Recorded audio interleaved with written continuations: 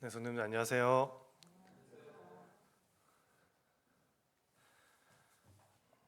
예, 예, 오랜만에 올라오니까 또 긴장이 좀 되는 것 같습니다. 날씨가 좀 쌀쌀해졌습니다. 오늘 좀 약간 온도가 올라갔다고는 하지만 좀 쌀쌀한 것 같습니다. 어, 저도 이제 오늘 아침에 나오다가 좀 많이 쌀쌀하더라고요.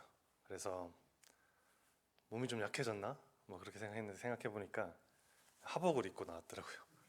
양복을. 너무 정신없이 긴장해가지고 나오다가 예, 잘못 입고 나왔습니다. 좀 추운데 네, 또 말씀을 전하다 보면 또 따뜻해지겠죠.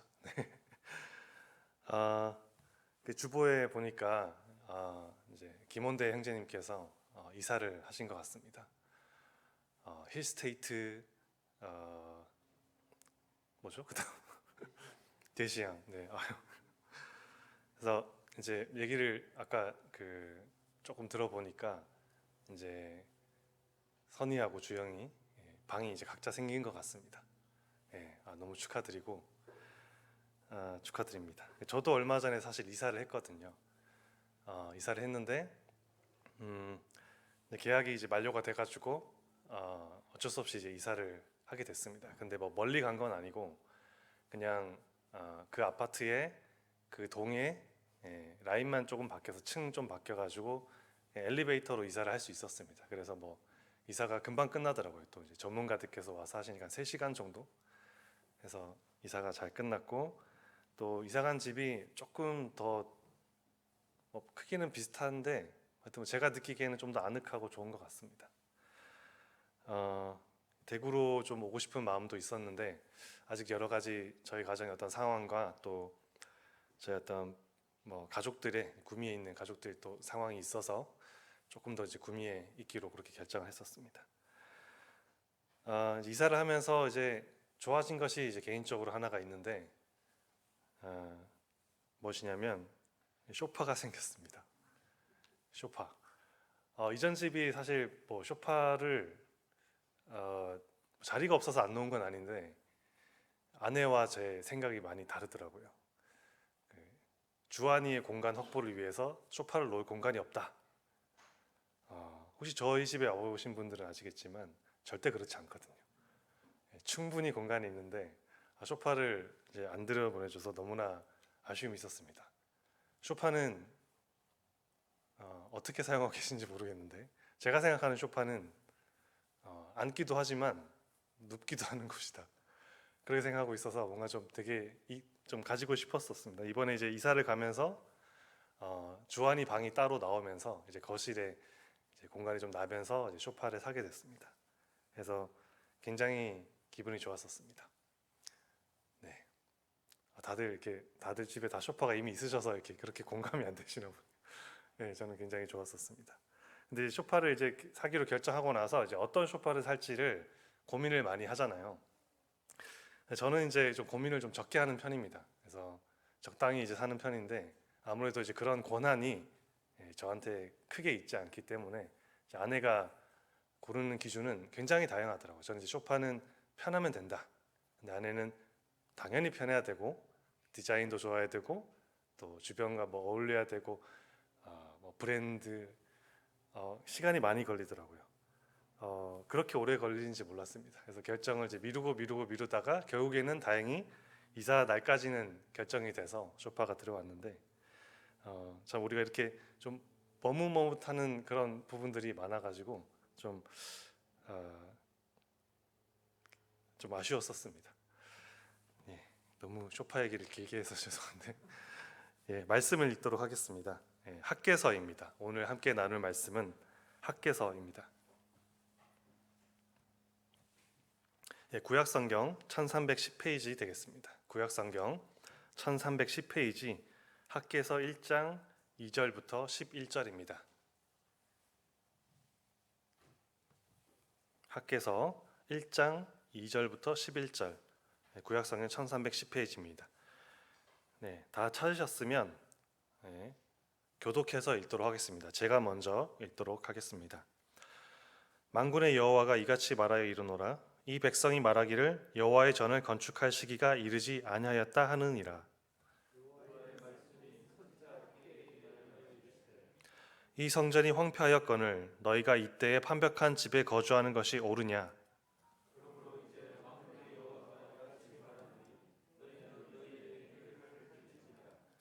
너희가 많이 뿌릴지라도 수확이 적으며 먹을지라도 배부르지 못하며 마실지라도 흡족하지 못하며 입어도 따뜻하지 못하며 일꾼이 삭슬 받아도 그것을 구멍 뚫어진 전대에 넣음이 되느니라.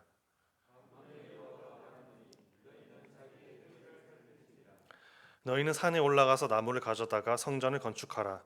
그리하면 내가 그것으로 말미암아 기뻐하고 또 영광을 얻으리라 여호와가 말하였느니라.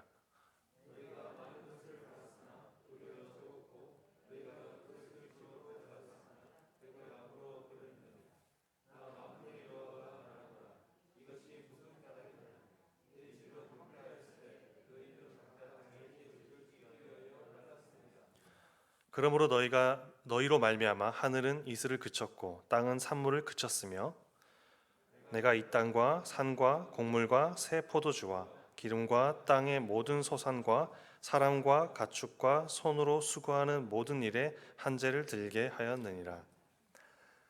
네, 오늘 말씀의 제목은 머뭇거림을 넘어서라고 지어봤습니다. 머뭇거림을 넘어서라고 지어봤습니다. 제가 서두에 소파 얘기를 드렸었는데 어떤 소파를 살지 결정함에 있어서 제대로 빨리 결정하지 못하고 머뭇거리는 그런 부분들을 말씀을 드렸습니다. 이 머뭇거린다라는 것은 사실 긍정적인 단어가 아닙니다. 긍정적으로 잘 안 쓰이고 좀 부정적인 의미로 많이 쓰입니다. 이러한 머뭇거림이 성공적이고 어떤 효율적인 삶을 사는 데는 당연히 이제 좋은 영향을 미치지 못합니다. 방해가 되는 것이죠. 물론 아까 말씀드린 거 소파를 고르고 머뭇거리는 거는 그냥 간단한 거죠, 그렇죠? 애교로 봐줄 수도 있는 머뭇거림입니다. 하지만 우리가 인생에서는 절대로 이제 머뭇거려서는 안 되는 그런 상황에서 우리가 머뭇거리기도 합니다.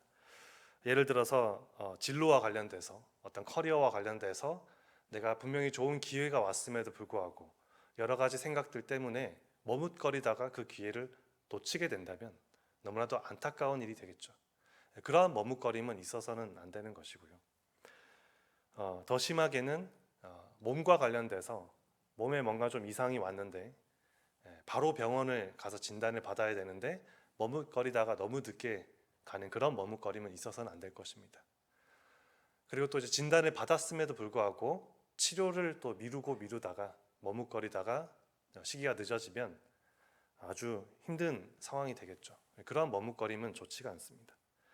그래서 머뭇거림이라는 것이 우리 인생에 사실 크게 도움이 되는 그 부분은 아니죠. 더 큰 문제는 이러한 머뭇거림이 우리의 영적인 영역에도 있다라는 것입니다. 영적인 일에 대해서도 우리는 아주 종종 어쩌면 자주 머뭇거리곤 하는 것 같습니다.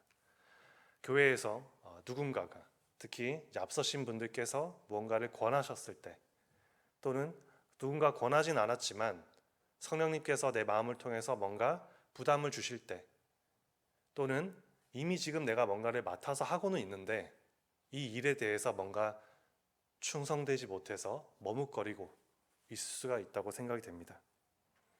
이러한 영적인 머뭇거림은 하나님의 영광을 가리게 됩니다. 하나님의 역사가 일어나는데 방해가 되는 것이죠. 결코 이제 도움이 되지 못합니다. 오늘은 이 머뭇거림에 대해서 살펴보고자 합니다. 오늘 읽은 이 말씀에 보면은 유대인들이 머뭇거리는 장면이 나옵니다. 유대인들. 예루살렘으로 귀환한 유대인들의 머뭇거리는 장면입니다. 70년이라는 아주 긴 시간을 포로로 지냈습니다. 포로로 지내다가 하나님께서 은혜로 그 바사왕의 마음을 움직여서 다시 예루살렘으로 귀환했습니다. 그리고 예루살렘 성전을 지을 기회가 왔습니다. 오자마자 시작한 것이 바로 그 성전을 재건하는 것이었죠. 아주 영광스럽고 중요한 일이었는데 또 그리고 시작을 했었습니다. 그런데 오늘 이 학교에서 말씀을 보면 유대인들이 그 성전 재건하는 일에 굉장히 머뭇거리고 있다는 부분을 우리가 볼 수 있습니다. 왜 그들은, 그리고 이것을 봤을 때 우리가 교훈을 얻어야 되는데 우리는 머뭇거리게 되는 것일까요? 이 영적인 분명히 영광스럽다라고 알려진 그런 부분들에 대해서 우리는 왜 머뭇거리게 되는 것일까? 그리고 이 머뭇거리는 것에 대해서 하나님께서는 어떻게 말씀하시며 또 도우실까? 과연 이 머뭇거림을 넘어서 나는 결단에 이르게 될 수는 있을까? 이런 부분들에 대해서 본문을 통해서 살펴보고자 합니다. 첫 번째 생각할 부분은 머뭇거림의 이유입니다. 머뭇거림의 이유. 왜 머뭇거리게 되는 것일까? 오늘 본문에 보면은 세 가지 정도로 이 머뭇거리는 이유를 살펴볼 수가 있습니다. 첫 번째는 2절에 나와 있습니다. 제가 다시 읽어드리겠습니다. 만군의 여호와가 이같이 말하여 이르노라. 이 백성이 말하기를 여호와의 전을 건축할 시기가 이르지 아니하였다 하느니라. 첫 번째 머뭇거림의 이유는 아직 때가 아니지 않나? 라는 것입니다. 아직 때가 아닌 것 같다. 이 학개 선지자는 예루살렘에서 주로 활동을 했습니다. 그리고 동일한 시기에 스가랴 선지자와 같이 활동을 했었습니다. 그리고 에스라, 수룹바벨과 같은 유명한 인물들과 동시대 인물입니다.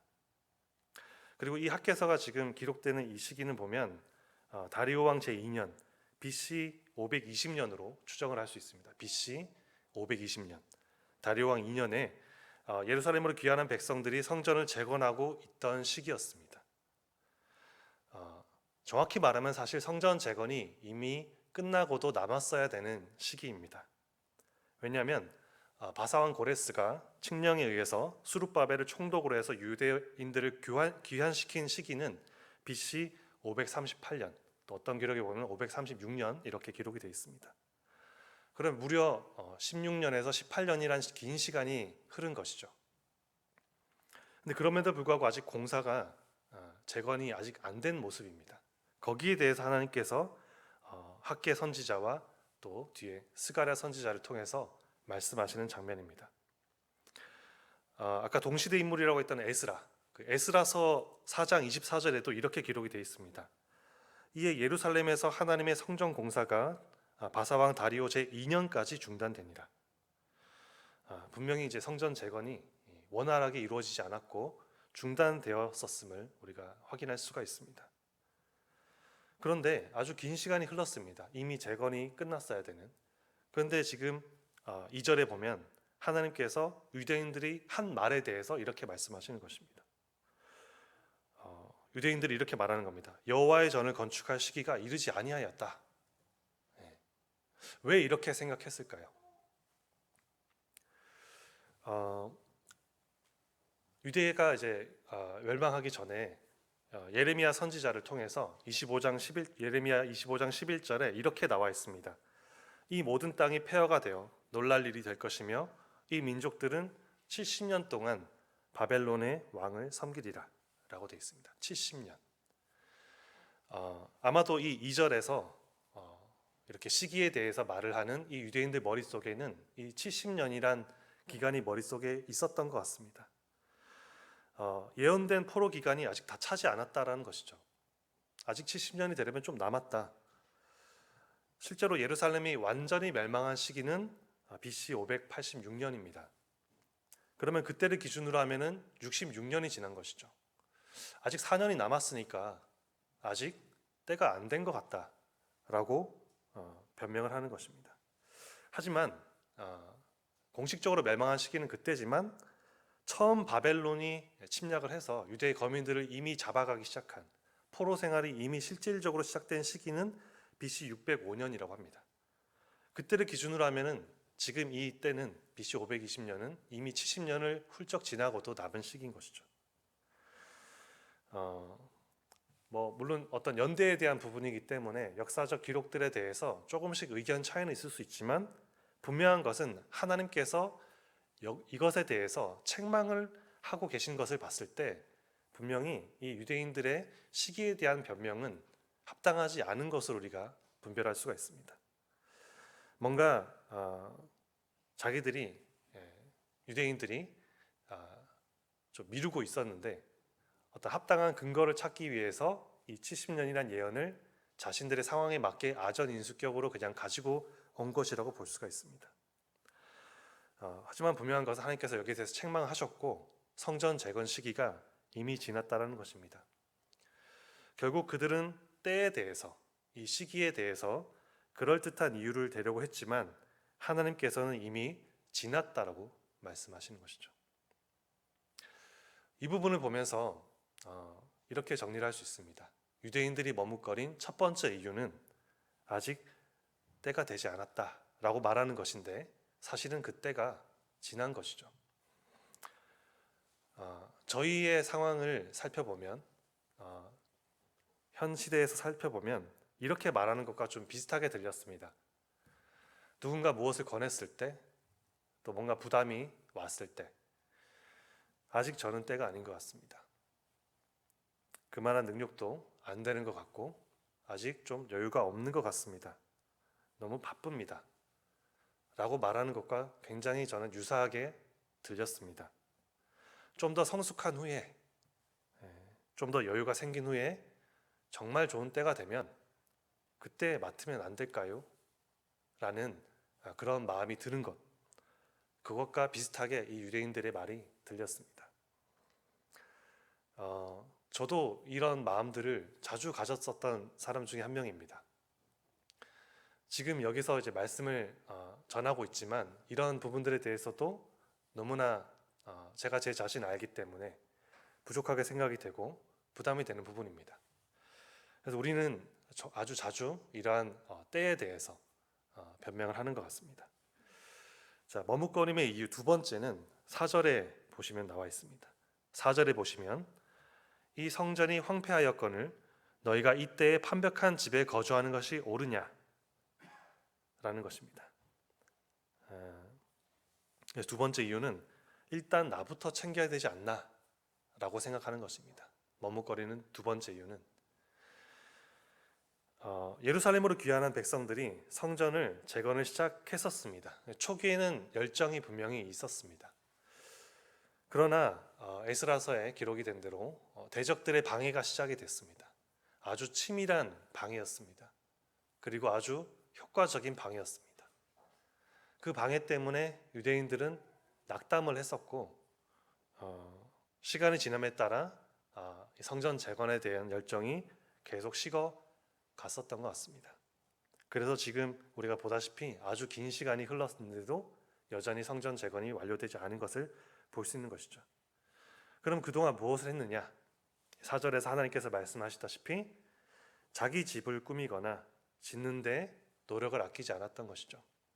하지만 성전 재건에 대해서는 소홀한 태도를 보였던 것 같습니다. 이 4절에 나오는 판벽한 집, 판벽한이란 단어는 히브리어로 세푸님이라고 하는데 호화롭게 꾸며진 상태를 얘기한다라고 합니다. 자신들의 집을 호화롭게 꾸몄다라고 말씀하시는 것이고 또 한편으로는 이 단어는 지붕이 덮인 상태를 의미한다고도 합니다. 지붕이 덮인 상태. 일단 나와 내 가족부터 보호해야겠다는 생각을 했던 것입니다. 성전에 어떤 지붕을 올리는 것보다 지금 나와 내 가족을 보호할 지붕을 올리는 것이 더 중요했던 것이죠. 당시 상황을 보면 사실 이러한 유대인들의 마음이 이해가 됩니다. 제가 그때로 돌아가더라도 비슷하게 생각했을 것입니다. 왜냐하면 말씀드렸듯이 에스라서에 보면은 아주 치밀한 대적들의 방해가 있었거든요. 위협적이었습니다. 심지어 정치적인 어떤 방법을 동원하기도 했었고 특히 이제 사마리아인들을 통해서 굉장히 치밀한 방해가 있었기 때문에 위협을 얻었을 것입니다. 물리적인 위협뿐만 아니라 마음을 낙담케 하는 여러 가지 일들을 우리가 볼 수 있습니다. 그런 상황에서 사실 헌신한다라는 것이 쉬운 일이 아니었다라고 생각이 됩니다. 나와 내 가족을 덮을 지붕을 좀 뒤로 하고 성전의 지붕을 먼저 덮을 생각을 한다라는 것이 결코 쉬운 것이 아니었습니다. 귀환해서 만약에 처음부터 성벽을 지었다면, 물론 뒤에 성벽을 재건하지만 적들로부터 보호할 성벽을 지은 것도 아니고 어떤 물자를 응분하기 위한 어떤 수로를 개설한 것도 아니고 그런 것도 아닙니다. 그냥 성전. 결국에는 나와 내 가족부터 보호해야겠다라는 생각을 안 할 수가 없었을 것입니다. 그런데 하나님께서는 그러한 상황들, 유대인들의 그런 마음을 다 아셨음에도 불구하고 왜 4절에서 이렇게 책망하시듯이 말씀하셨을까요? 왜냐하면 하나님께서는 아셨던 것입니다. 무엇을 아셨냐면 그들이 스스로 그들의 집을 덮을 지붕을 아무리 잘 지을지라도 결코 그것은 완벽한 보호가 될 수 없다라는 것을 아셨기 때문입니다. 스스로 아무리 지붕을 덮어도 대적들이 쳐들어왔을 때 과연 그것이 온전한 방어가 될 것이냐, 그것이 안 된다는 것을 아셨기 때문입니다. 그들을 진정으로 보호할 수 있는 능력을 가진 분은 오직 하나님이시고, 그러면 그 하나님의 임재를 상징하는 성전 재건이 우선되어야 됐다는 것입니다. 하나님만이 그들을 제대로 보호할 수 있고, 또 그들의 가족들, 나의 가족들을 온전히 보호할 수 있는 하나님이시기 때문에 하나님을 의지하지 않고 스스로 해결하려는 그러한 마음들이 어리석음을, 또 헛됨을 알고 계셨기에 책망하시듯이 말씀하셨던 것 같습니다. 실제로 6절과 10절, 11절에 보시면 너희가 많이 뿌릴지라도 수확이 적다. 먹을지라도 배부르지 않다. 마실지라도 흡족하지 못하다. 입어도 따뜻하지 않다. 또 10절에 하늘은 이슬을 그쳤다. 또 11절에 이 땅과 산과 곡물과 새 포도주와 기름과 모든 소산이 한재를 들게 했다. 이 모든 것들이 스스로 너희가 하려는 노력의 어떤 한계를 알고 계셨기 때문에 이스라엘을 책망하시고 다시 시작하기를 원하시는 그런 마음이 있으셨던 것 같습니다. 지금의 우리의 상황을 살펴보면 또 유사한 장면이 저는 코로나 상황과 좀 연관이 된다라고 생각이 됩니다. 코로나 시대에 여러 가지 특징이 있지만 가장 두드러진 특징 중에 하나는 개인주의인 것 같습니다. 물론 그전에도 있었지만 더 심해진 것 같습니다. 어떤 공동체나 모임에 참여하지 않아도 되는 아주 합리적인 이유를 댈 수 있기 때문이죠. 직장에서도 이런 부분들이 많이 드러납니다. 어떤 상사와의 만남이 좀 불편해서, 그 회식 자리가 불편해서, 회의가 불편해서 온라인으로 참석하거나 어떤 코로나와 관련된 어떤 핑계를 대면서 그런 것들을 이제 좀 피하기도 했던 것 같습니다. 왜냐하면은 그렇게 하더라도 아무도 거기에 대해서 반박을 할 수가 없어요. 왜냐하면 어떤 상황에서 감염이 일어날지 모르고 그래서 누가 책임을 지겠습니까?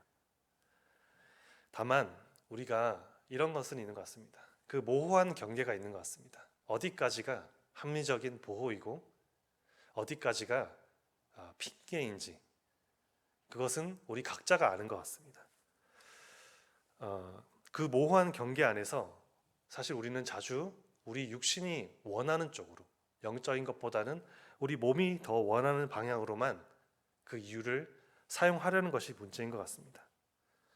교회에서 어떤 영적인 여러 가지 부분들, 어쩌면 또 사람들과의 관계적인 부분들, 또 경제적인 부분들, 어떤 영역이든 우리 눈에 무너진 것이 보였습니다.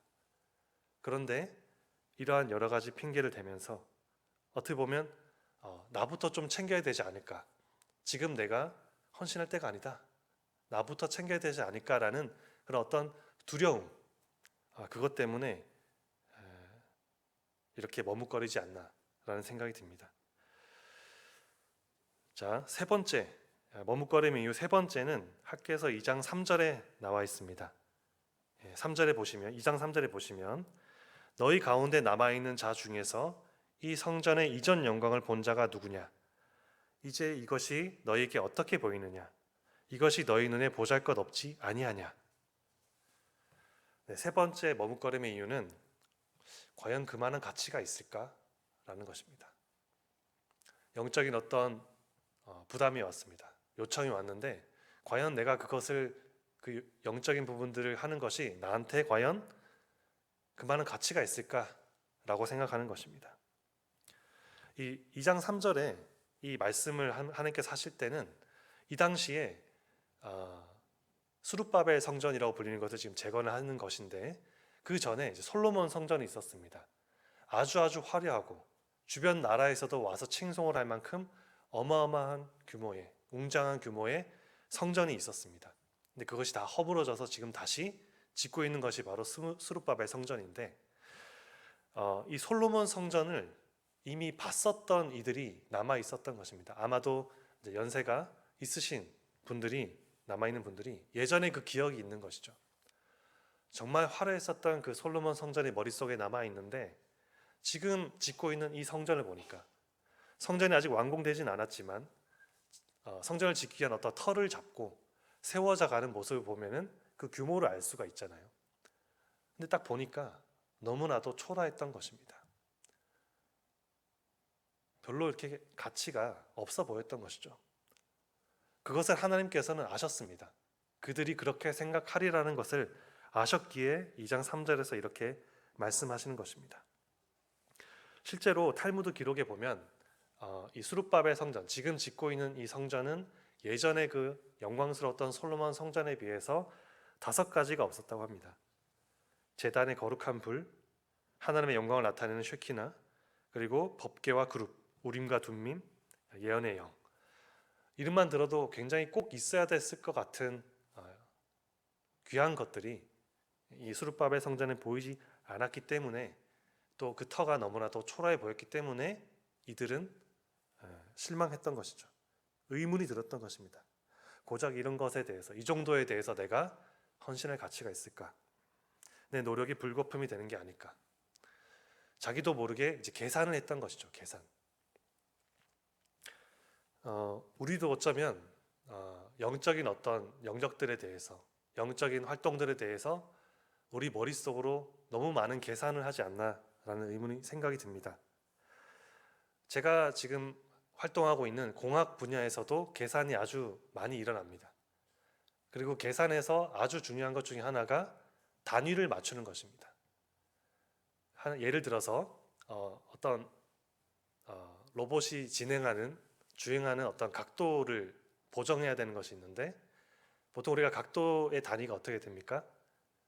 뭐 도죠, 도. 10도, 20도, 디그리라는 단위를 많이 쓰게 되는데, 공학 분야에서 또 쓰는 또 다른 단위가 있습니다. 바로 라디안이라는 단위입니다. 아마 그 원주율 아마 생각나실 텐데, 파이. 그래서 이 2가지 단위가 있습니다. 근데 그 두 가지 단위의 차이가 워낙 커서 계산을 할 때 이 단위를 맞추지 못하면 전혀 엉뚱한 결과가 나옵니다. 우리가 이 영적인 영역에 대해서 계산을 하는데, 하나님의 생각하시는 단위가 아니라 우리의 이 짧은 식견으로 인한 잘못된 단위로 계산을 하고 있지 않나. 잘못된 단위로 계산했을 때 너무나도 작아 보이니까 가치가 없어 보인다라고 그렇게 생각하지 않나라는 생각이 듭니다. 사실 우리 중 누구도 그 영적인 가치를 제대로 계산할 수 있는 사람은 없을 것입니다. 오직 하나님만이 아실 수 있는 것이죠. 그 하나님께서 이러한 생각들을 하는, 가치가 없다라고 생각하는 유대인들을 보며 다시 성전 재건을 재촉하시는 장면인 것입니다. 이 머뭇거림의 이유 3가지를 말씀드렸습니다. 첫 번째는 아직 때가 아닌 것 같다. 두 번째는 죄송합니다. 나부터 챙겨야 되지 않나? 세 번째는 그만한 가치가 있을까? 여기에 대해서 그러면 하나님께서는 어떻게 말씀하시고 어떻게 독려하시는지를 보도록 하겠습니다. 첫 번째 이유였던 나는 때가 아니지 않나 라는 부분에 대해서 하나님께서는 5절에서 이렇게 말씀하십니다. 5절에서 그러므로 이제 만군의 여호와가 이같이 말하노니 너희는 너희의 행위를 살필지니라. 이제, 바로 지금을 말하는 것이죠. 나중에가 아니라 바로 지금 자기 소위를 살펴보라는 것입니다. 자기 소위를 정직하게 살펴본다면 성전 재건에 비해서 나 자신의 집에 나의 지붕을 위해서 투자한 것이 너무 많다는 것을 알게 되겠죠. 바로 지금 그것을 살펴보고 성전 재건을 시작하라고 말씀하시는 것입니다. 지금이 바로 그때다라고 말씀하시는 것입니다. 7절에서도 반복해서 말씀하십니다. 만군의 여호와가 말하노니 너희는 자기의 행위를 살필지니라. 살펴보라는 것입니다. 지금. 그래도 지금 아직 때가 아니다라고 생각하느냐라고 말씀하시는 것입니다. 8절에 보면 산에 자재들이 많았던 것 같습니다. 산에 올라가서 나무를 가져오라는 것입니다. 자재도 뻔히 저기 있습니다. 멀리서 가져오는 것이 아니라 산에 가서 자재를 가져올 수 있는 상황이었습니다. 또 9절에 보면은 하나님의 집이 이미 황폐해져 있다라고 직접적으로 말씀하시고, 또 10절, 11절에 보면은 이대로 가다가는 너희 모든 삶이 황폐해질 것이다 라고 말씀하시는 것입니다. 헛될 것이다 라고 말씀하시는 것입니다. 지난 주일에 우리가 말씀 들었던 것을 생각해 보면 그 모세의 이야기가 있었습니다. 그 모세의 이야기 속에서 참 감사가 됐던 것이, 또 도전을 받았던 것이 모세가 믿음으로 결단한 부분입니다. 모세가 처음 그 40년 동안 바로 공주의 아들로 지내면서 아주 큰 영광을 누리며 살고 있었고, 계속해서 그 영광을 누릴 수 있음에도 불구하고 그 죄악을 낙을 누리는 것보다 하나님의 백성과 고난받기를 더 좋아했기 때문에 결단하고 나왔던 것을 우리가 볼 수 있었습니다. 이러한 모세의 믿음과 결단이 아주 귀했고, 그것을 히브리서 11장 25절 26절에서 믿음으로 했다라는 부분을 강조하면서 칭송을 하고 있습니다. 그런데 그 이후 40년도 중요한 것 같습니다. 그 이후 40년은 아시다시피 광야에서의 40년인데, 그 40년의 광야 생활 끝에 하나님께서 모세를 다시 부르십니다. 그리고 돌아가서 내 백성을 구할 것을 말씀하시는데, 아시다시피 모세가 얼마나 많은 핑계를 대면서 하나님의 그 요청을 머뭇거리면서 거부하려고 했었는지를 우리가 볼 수 있습니다. 만약 모세가 그 핑계들에 그냥 그대로 파묻히고 불순종했다면, 그냥 광야에 계속 머물렀다면 히브리서에는 딱 26절까지만 있었겠죠, 모세에 대해서는. 하지만 우리가 알다시피 모세는 그 온갖 핑계를 대긴 했지만 결국 순종했습니다. 그리고 하나님의 큰 도구로서 이스라엘 백성들을 데리고 나오는 큰 일에 쓰임을 받았습니다. 그래서 27절부터 29절까지 모세에 대한 믿음의 스토리가 히브리서에 기록이 되어 있습니다. 우리도 마찬가지인 것 같습니다. 우리가 각자 하나님과 저희 자신만 알고 있는 여러 가지 부담도 있고, 또 거기에 대한 나름대로 타당하다고 생각되는 이유와 핑계들도 가지고 있는 것 같습니다. 특히 그 때에 대해서, 나의 어떤 섬기기 위한 어떤 때에 대해서, 시기에 대해서, 나의 능력에 대해서 핑계들을 가지고 있지만 결코 그것들에 대해서 파묻혀서는 안 된다라고 말씀하시는 것이죠. 하나님께서 유대인들에게 바로 지금이다라고 말씀하신 것처럼 우리에게도 바로 지금이다라고 말씀하고 계시는 것 같습니다. 우리에게 필요한 것은 지금 한 걸음을 떼는 그 순종이다라고 생각이 됩니다. 자, 그리고 머뭇거림의 이유 두 번째에 대한 하나님의 말씀을 살펴보겠습니다. 두 번째는 나부터 챙겨야 되지 않나라는 부분이었는데, 여기에 대해서 하나님께서는 1장 13절 이렇게 말씀하십니다. 그때에 여호와의 사자 학개가 여호와의 위임을 받아 백성에게 말하여 이르되, 여호와가 말하노니 내가 너희와 함께 하노라 하니라. 좀 더 나아가서 2장 4절 5절에 그러나 여호와가 이르노라 스룹바벨아 스스로 굳세게 할지어다. 여호사닥의 아들 대제사장 여호수아야 스스로 굳세게 할지어다. 여호와의 말이니라. 이 땅 모든 백성아 스스로 굳세게 하여 일할지어다. 내가 너희와 함께 하노라. 만군의 여호와의 말이니라. 너희가 애굽에서 나올 때에 내가 너희와 언약한 말과 나의 영이 계속하여 너희 가운데에 머물러 있나니 너희는 두려워하지 말지어다. 나부터 챙겨야 된다라는 그 유대인들의 말 속에는 사실 두려움이 있었습니다. 주변국들로부터의 위협에 대한 두려움이 있었죠. 바로 그 두려움을 하나님께서 분명히 알고 계셨기 때문에 직접적으로 그 두려움에 대한 해결 방안, 내가 너희와 함께한다. 그러니 5절에 나오듯이 두려워하지 말라라고 아주 직접적으로 말씀하시는 것입니다. 하나님은 이 말씀을 하실 때 아주 신경을 많이 쓰신 것 같습니다. 왜냐하면 시기적으로 볼 때 13절에 말씀을 하신 때가 제2년 6째 달 24일입니다. 2절 5절의 말씀은 제2년 7째 달 22일입니다. 한 달도 채 안 되는 아주 짧은 간격으로 반복해서 말씀을 하실 정도로 하나님께서는 확실하게 알리고 싶으셨던 것이고, 또 5절의 이 상황에서 이때는 일곱째 달 22일인데 이때는 유대인들의 절기 중에 하나인 장막절, 그 장막절의 마지막 날로서 유대인들이 가장 많이 모이는 때라고 합니다. 가장 많이 모였을 때 하나님께서 너무나도 하고 싶으셨던 이 말씀을, 내가 너희와 함께한다, 두려워하지 말라라는 이 말씀을 바로 학계를 통해서 하고 계신 것이죠.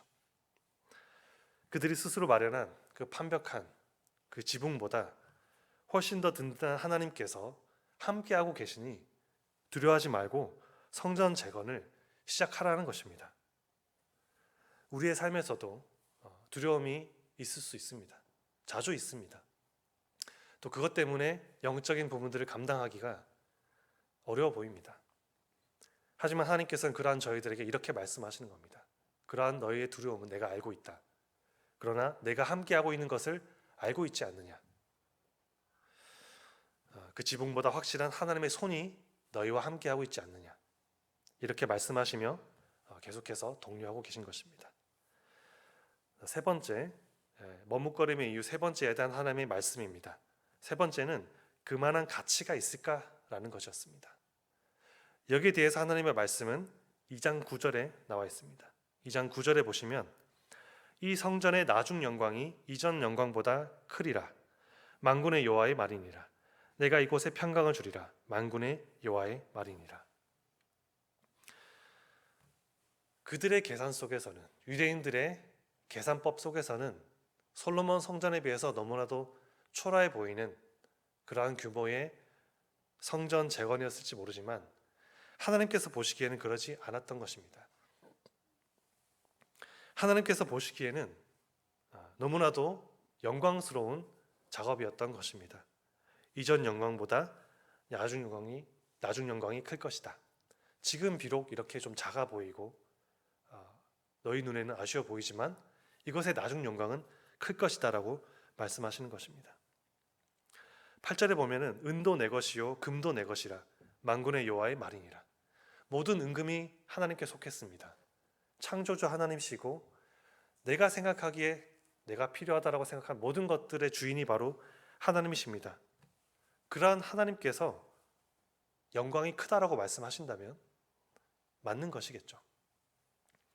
만약에 제가 어딘가에 우리가 투자를 해야 된다면 하나님께 투자하는 것만큼 확실한 것은 없다라고 생각이 듭니다.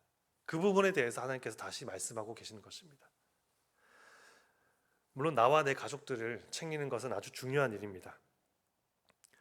그러나 성전을 재건하는 것, 곧 영적으로 무너진 것을 세우는 것은 어떻게 보면 더 중요한 것입니다. 왜냐하면 그렇게 됐을 때 하나님께서 또 나와 내 가족들을 충분히 보호하시고도 남기 때문입니다. 그러나 나와 내 가족부터만 그렇게만 지키려고 한다면 그것은 지킬 수 있지 모르지만 다른 것들을 잃어버릴 것이고 또 지키려고 했던 것조차도 온전히 지킬 수 없을 수도 있다고 생각이 됩니다. 무엇보다 결국 이 모든 나라의 보배로운 보배이신 그리스도께서 우리와 함께 하고 계시기 때문에 또 우리가 또 예배 시간에 나왔던 기도처럼 우리를 성전으로 삼으셨기 때문에 이러한 영광이 이미 우리 안에 있고 이것을 재건함에 있어서 또 다른 성도들의 도움을 위해서 또 교회의 무언가를 위해서 헌신하는 것을 하나님께서 충분히 가치 있다라고 계속해서 말씀하시는 것입니다. 네, 말씀을 마무리하도록 하겠습니다. 요약을 하자면 이 학개서에 나온 유대인들의 머뭇거림은 그 이유는 세 가지였습니다. 나는 아직 때가 아닌 것 같습니다. 일단 나부터 챙겨야 될 것 같습니다. 그만한 가치가 없는 것 같습니다. 여기에 대한 하나님의 말씀은 바로 지금이 그때다. 그리고 내가 너희와 함께하니 두려워하지 말라. 그리고 이 성전의 영광은, 그 영적인 일에 대한 영광은 매우 크다. 하나님께서 기뻐하시는 것이다 라고 말씀하시는 것입니다. 우리가 읽었던 본문에서 2절에 말씀을 다시 한번 읽어보면 만군의 여호와가 이같이 말하 이르노라. 이 백성이 말하기를 마치 남의 백성 말씀하시듯이 말씀하십니다. 이러한 어투가 구약에 몇 군데 나오는데 이 백성이라고 표현하실 때는 뭔가 책망하는 어조, 질책과 경고의 의미를 담고 있습니다. 분명히 이제 그랬습니다. 성전 재건이 너무나도 안 되고 있었으니까. 하지만 12절, 14절, 2장 2절에 보면은 하나님의 표현이 바뀌었습니다. 남은 백성, 이 백성이다라고 책망적인 어조로 말씀하셨던 하나님께서 남은 백성, 너희가 남아있구나, 뭔가 대견해하고 기뻐하시는 그런 어투를 우리가 볼 수가 있습니다. 무엇이 달라졌을까요? 아직 성전 재건이 완료가 안 됐는데, 아직 성전 재건은 아직 남았습니다. 성전 재건은 이제 시작한 장면이거든요. 근데 하나님의 이스라엘을 바라보는 시각이 이미 바뀌어져 있습니다. 무엇이 달라졌을까요? 달라진 것은 단 하나입니다. 그들이 성전 재건을 다시 시작했다라는 것입니다. 아직 완공되지 않았는데 그 시작했다라는 것, 그 첫 걸음을 갔다라는 것만으로도 하나님은 이미 기뻐하시고 거기에 대해서 남은 나의 백성이다라고 말씀하십니다. 우리의 삶에서도 맡겨진 일, 또 공적으로 개인적으로 분명히 말씀하신 부분들에 대해서 머뭇거리곤 합니다. 하지만 그 머뭇거림을 넘어서서 우리가 그 이유들을 내려놓고 하나님의 도우심을 의지하며 한 걸음 순종을 할 때 이미 하나님께서는 기뻐하시고 그 길을 함께 가시며 축복하시며 힘을 주시리라 생각이 됩니다. 그 길을 걸어가는, 한 걸음 지금 나아가는 저와 성도님들이 됐으면 좋겠습니다. 기도하고 마치겠습니다. 아버지 하나님, 감사합니다. 오늘 이 학계 선지자를 통해서 하신 말씀을 통해서 머뭇거리고 있는 유대인의 모습을 보았습니다. 그리고 또 그 모습을 보면서 머뭇거리고 있는 저희의 모습을 보게 되었습니다. 나름대로 타당하다고 생각되는 여러 가지 이유를 대지만 하나님께서는 오늘 이 말씀을 통해 지금 순종할 것을 말씀하시고 또 원하고 계심을 보게 됩니다. 저희는 너무나 연약합니다. 매 순간 하나님께서 말씀하시지 않으시면 매 순간 우리는 흔들릴 것입니다. 그러나 감사하게도 하나님께서는 매 순간 저희와 함께 하신다 하셨습니다. 그러한 하나님을 의지하며 나아가길 원합니다. 지금까지 미뤄놨던, 머뭇거렸던 그러한 일들에 대해서 함께 하시며 또 함께 걸어가시며 힘을 주실 줄 믿습니다. 감사드리며 주 예수 그리스도의 이름으로 기도드렸습니다.